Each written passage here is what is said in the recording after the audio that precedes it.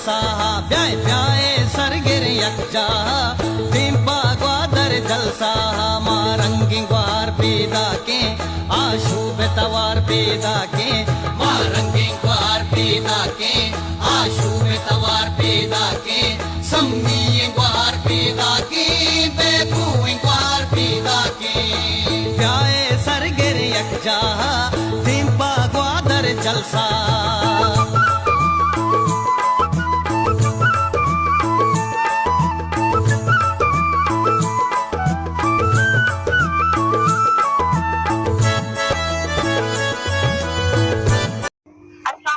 मैं डॉक्टर आप लोगों से बात कर रही हूँ।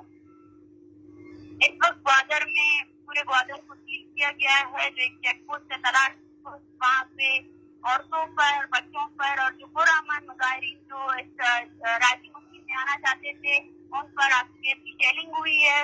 और कल रात तलाश चेकपोस्ट में औरतों के ऊपर डंडे बरसाए गए हैं और उसके लिए एफटी और बारी नफरी मौजूद है। इस वक्त जितने भी हमारे काफिले निकले थे पूरे बलूचिस्तान से 6 जगहों में उनको रोका गया है, उन पर तशद्दुद भी किया गया है। लेकिन मैं फिर भी आवाम से ये कहती हूँ कि इस जबर के खिलाफ आप लोगों ने इकट्ठा होना है। इस वक्त बलोच चौक में धरना चल रहा है, जितने भी लोग हैं वो अपने घरों से निकले, जहाँ जहाँ इंतजामिया उनको रोक के वहीं पे धरना दे।